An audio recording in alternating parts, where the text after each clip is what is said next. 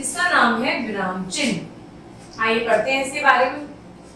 विश्राम, रुकना या ठहरना, किसका अर्थ होता है बेटा? विराम का अर्थ। विराम का तो मतलब ये होता है ना कि आप रेस्ट कर रहे हो।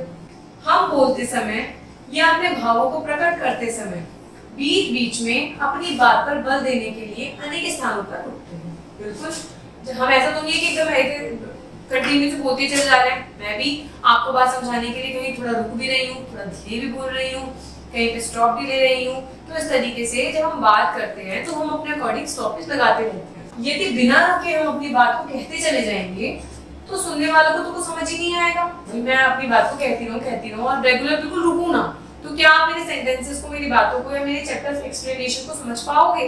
बिल्कुल भी नहीं समझ पाओगे। जब तक मैं सेंटेंस पढ़ूंगी नहीं, समझाऊंगी नहीं, रुकूंगी नहीं, धीरे धीरे बोलूंगी नहीं, तब तक आप नहीं समझ पाएंगे।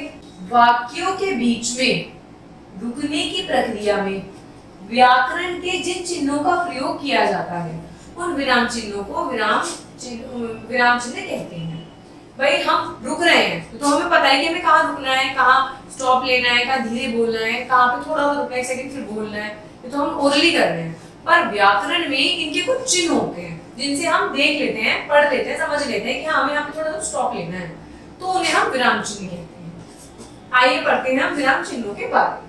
अपनी बात को उचित प्रकार से कहने के लिए निम्नलिखित विराम चिन्हों का प्रयोग किया जाता है। इन विराम चिन्हों का यूज करके हम अपनी बात को, अपने सेंटेंसेस को, अपने मन के विचारों को बहुत अच्छी तरीके से व्यक्त कर सकते हैं। पूर्ण विराम, इस चिन्ह का प्रयोग वाक्य समाप्त होने पर किया जाता है। जब भी हम अपना सेंटेंस पूरा कर लेते हैं कि हमें पता है कि हमारा सेंटेंस, बात हमारी पूरी हो गई है, तो हम पूर्ण विराम का इस्तेमाल करते हैं। चिन्ह इसका ये होता है बेटा, कारगिल युद्ध समाप्त हो गया, हो गया, तो सेंटेंस फिनिश, पूर्ण विराम लगा। अल्प विराम, बोलते या लिखते समय एक शब्द को दूसरे शब्द से अलग करने के लिए थोड़ा रुकते हैं, तब इस चिन्ह का प्रयोग किया जाता है। जैसे ये पूर्ण विराम, अल्प विराम की छोटा सा 1 सेकंड का गैप देना है। जैसे मैं भी दूंगी युधिष्ठिर, तो मैं हल्का सा रुक गई। भीम, अर्जुन, नकुल, सहदेव 5 पांडव कहलाते थे। अब मैं डायरेक्ट बोल दूं अर्जुन, भीम, अर्जुन, नकुल, सहदेव 5 पांडव कहलाते थे, तो क्या आप पांचों के नामों को समझ पाओगे? नहीं समझ पाओगे। तो मुझे क्या करना है, एक थोड़ा सा विराम देना है। युधिष्ठिर, भीम, अर्जुन, नकुल और सहदेव। अर्ध विराम, देखिए ये इसका चिन्ह होता है। देखते हैं इसका यूज क्या होता है।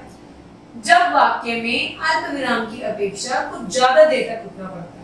भाई अल्प विराम में तो थोड़ा सा रुकेंगे, इसमें हमें थोड़ा ज्यादा रुकना पड़ता है, तो हम इस चिन्ह का प्रयोग करते हैं। जैसे ही सत्य ही सुंदर है, सत्य ही परमेश्वर है, तो हमने क्या करा, अल्प विराम से हमें थोड़ा सा ज्यादा रुक गए। निर्देशक चिन्ह, ये इसका विराम वो है, विराम चिन्ह।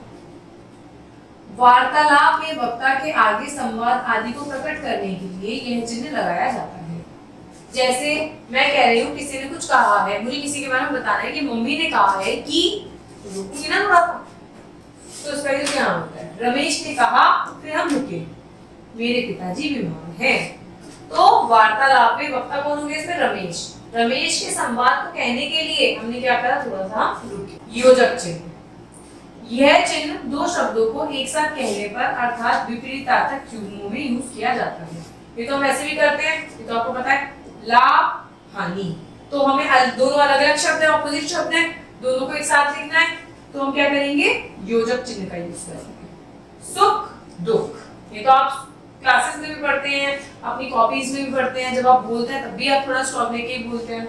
लाघव चिन्ह, ये कैसा चिन्ह होता है, देखिए, शब्दों को संक्षिप्त रूप में लिखने के लिए इस चिन्ह का प्रयोग किया जाता है।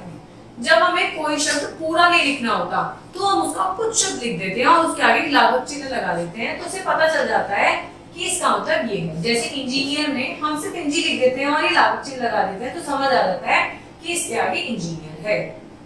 इंटर की जगह हम ई लिख देते हैं तो समझ जाता है कि इंटर। डॉक्टर की जगह पूरा डॉक्टर नहीं लिखते, डॉक्टर के आगे लाघव चिन्ह लगा देते हैं। प्रश्नवाचक चिन्ह तो नाम से ही आप जानते हैं।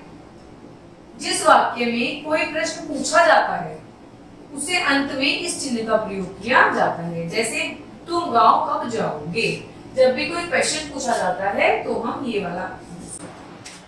विस्मय सूचक चिन्ह, वाक्य में हर्ष, घृणा, शोक, भय आदि भाव को प्रकट करने के लिए इस चिन्ह का प्रयोग किया जाता है। जैसे हाय, यह क्या हो गया।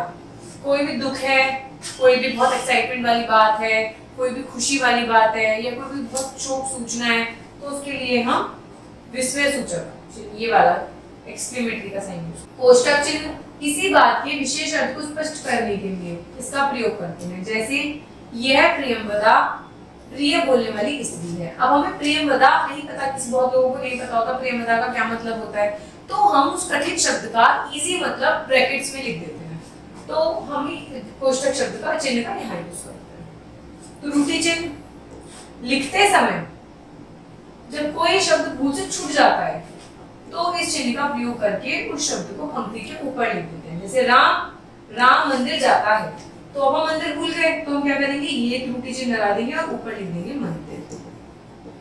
तो इस तरीके से हम विराम चिन्हों का कई तरीके से लिखते हैं, यूज करते हैं, व्याकरण में यूज करते हैं।